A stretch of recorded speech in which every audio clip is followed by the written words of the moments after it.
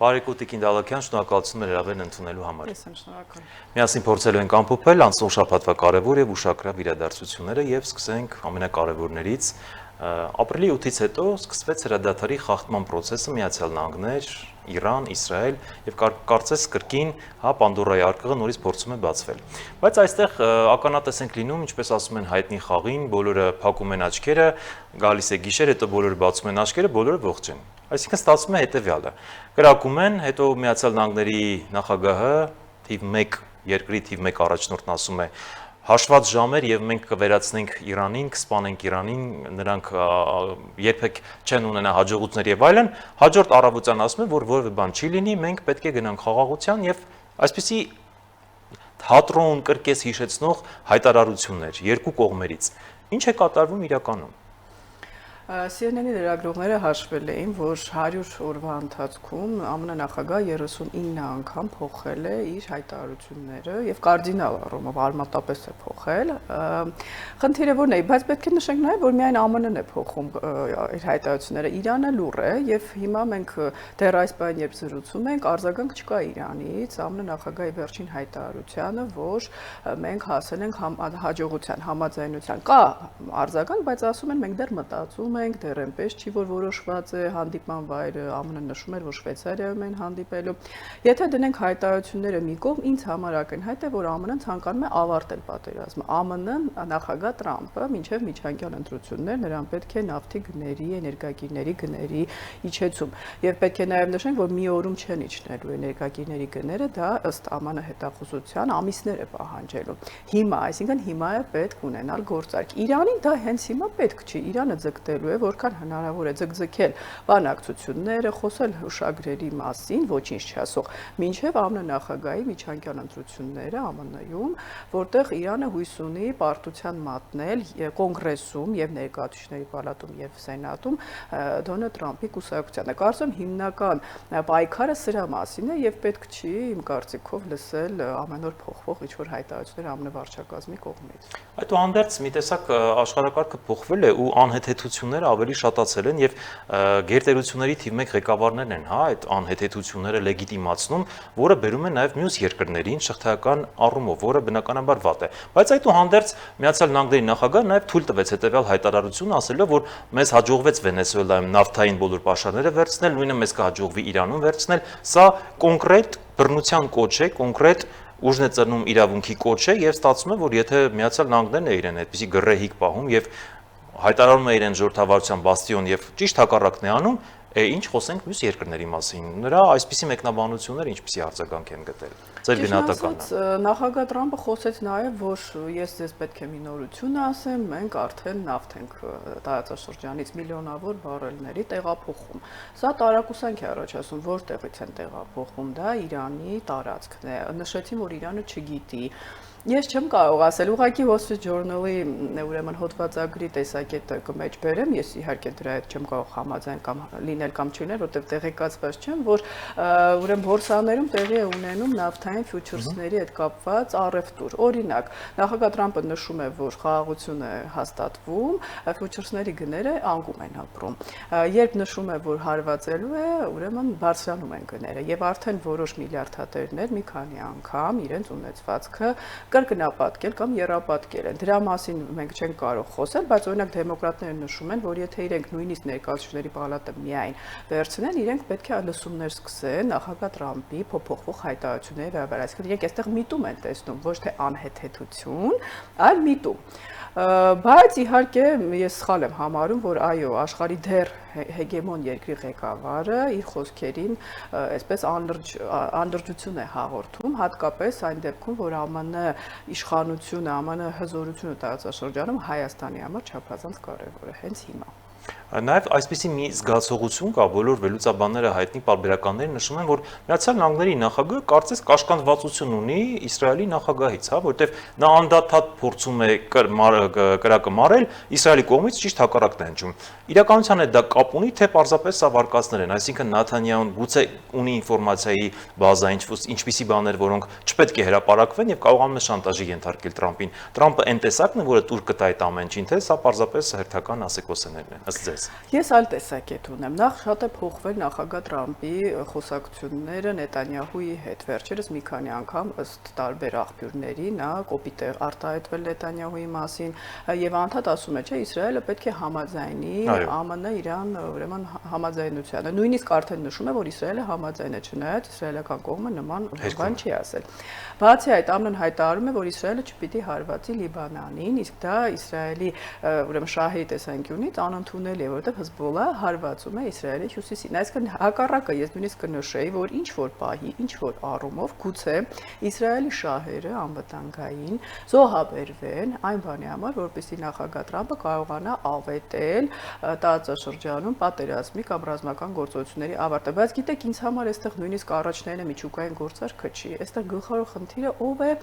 վերահսկելու Հորմուզը։ Այսինքն նախագահ Տրամպը, որ խոսում է էներգագիրների մասին եւ ցանկանում էր վերահսկելով Հորմուզը նաեւ վերահսկել դեպի Չինաստան գնացող էներգագիրներ, ինչպես Վենեսուելայից, հիմա իրանական կողմը պահանջում է վերահսկողությունը տալ իրեն եւ ասում է Օմանի հետ, քանի որ Օմանն էլ ունի այդտեղ տարածքային ջրեր, մենք կքննարկենք, բայց ԱՄՆ-ն չի կարող սրան համաձայնել, մինչեւ պատերազմը Հորմուզը բաց էր։ Ստացվում է ԱՄՆ-ն ինչ պետք է զիջի Իրանին, ուրեմն միջազգային շուկայի համար կարևոր այս երակը, այսպես ասած, Վերադառնալով ձեր հարցին, ես կարծում եմ, որ Բենյամին Նետանյահուն բոլոր շանսերը ունի տապալվել աշնանը ընտրությունների ուրեմն ընթացքում, որովհետև փաստորեն Իսրայելի ժողովուրդը հարց կբարձրացնի, թե ինչու համար էր այս պատերազմը եւ արդյոք Նետանյահուի կախվածությունը հակառակը Տրամպի խոսքից վնաս չի հասցնում Իսրայելի պետական շահերին։ Մի կողմից էլ տեսեք, տարբեր կարծիքներ են հնչում Ադրբեջան-Իրան պատերազմի հետ կապված, հատկապես վերջերս Իրանի խորհրդարանի շատ լուրջ պատգամավոր նշեց, որ CNN-ն էր հրապարակել մի տեղեկատվություն, դե բոլորս հասկանում ենք, որ CNN-ը դա լուրջ լրատվամիջոց է, չի կարող ուղղակի հենց այնպես հայտարարություններ անել։ CNN-ը նշել էր, որ այո, պատերազմի ժամանակ, Իրան-Իսրայել պատերազմի ժամանակ Ադրբեջանում տեղակայված են եղել իսրայելական եւ թուրքական զորքեր, մասնավորաբար իսրայելական զորքեր Թավրիզից 100 կիլոմետր հեռավորության վրա եւ նրանք լուրջ գործունեություն են ունեցել այս պատերազմի ժամանակ։ Իհարկե Ադրբեջանից հնչեցին ճիշտ հակառակ հայտարարությունները, որ դա ապատեղեկություն է, դա կեղծիք է, բայց Իրանից վերջերս բառացիորեն 4 օր առաջ իրանցի պատգամավորը նշեց, որ այո, նման տեղեկատվություն կա եւ եթե հարկ լինի 2-3 օրվա մեջ Ադրբեջանը կհավասարեցնենք հողին։ Ինչ է սա նշանակում։ Իրանի կողմից բազմաթիվ անգամ հնչել են այդպիսի հայտարարություններ եւ եթե CNN-ը առաջին անգամ է անդրադառնում այս լուրերին, Իրանի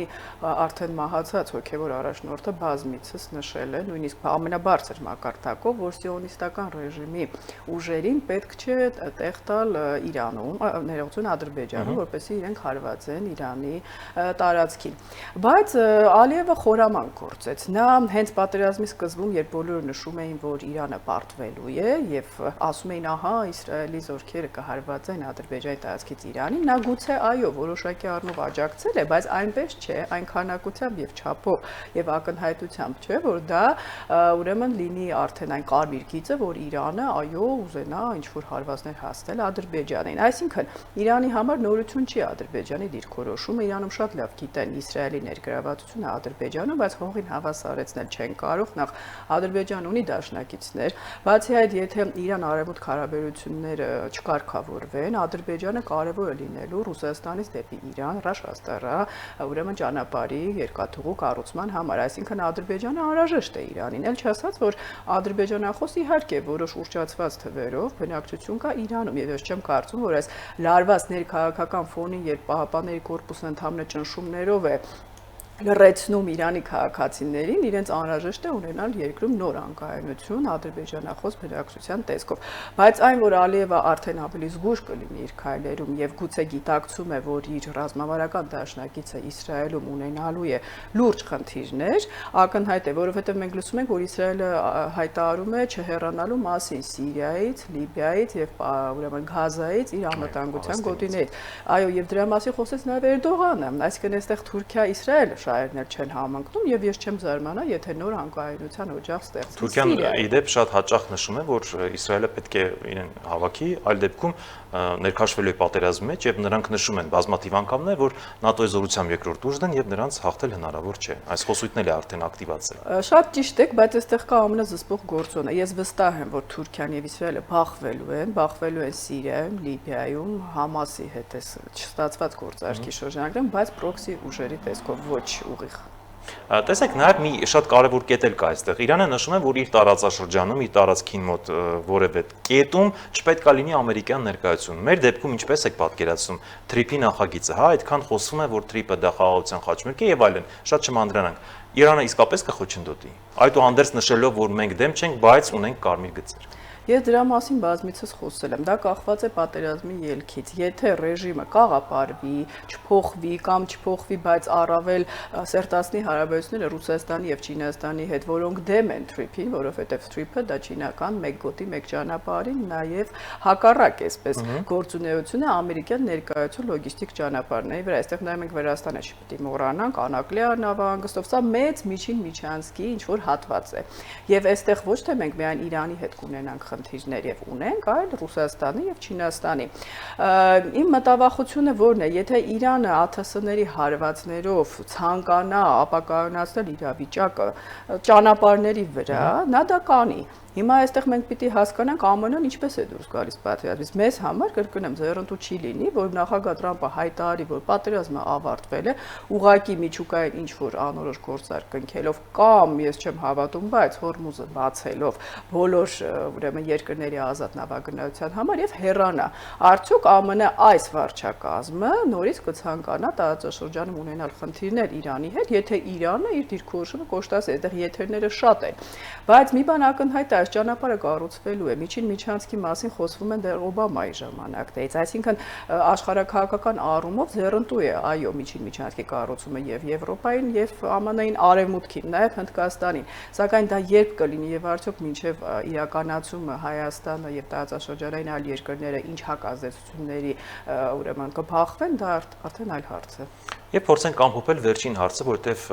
կրկին այս շաբաթ շատ կարևոր մի հայտարարություն եղավ, բանաձև եղավ, ԱՄՆ կոնգրեսը երկուսակցական հայանպաստ բանաձև ընդունեց Ադրբեջանին, հորդորելով, ստիպելով այդ բանաձևով, որ բոլոր ռազմական գերիները, քաղաքացիական գերիները, մի խոսքով, բոլոր հայ գերիներին պետք է ազատ արձակել։ Կաշխատի թե ոչ, հերթական ինչ որ բանաձև է, թե ինչ որ այս ընթացքում մի բան կարվի։ Շատ կար։ Ես կարծում եմ ոչ, Ադրբեջանի ղեկավարությունը նայելու է նախագահ Թրամփի դիրքերին, որը կարծես դեռևս այդպես ճնշումներ չի գործադրում ադրբեջանական կողմի վրա այդ ուղղությամբ։ Դա մի օր պետք է տեղի ունենա, բայց եթե հանկարծ նախագահ Թրամփի դիրքերը թուլանան, ուրեմն միջանկյալ դությունների ժամանակ եւ ԱՄՆ-ն ընկղվի ներքաղաքական անկայուն իրավիճակում, ես կարծում եմ նախագահ Ալիևը կշարունակի կիրառել այս գործիքը որպես նաեւ ճնշման միջոց հայ հասարակության նկատմամբ։ Շնորհակալ եմ հանգամանալից ներկայացնելու համար։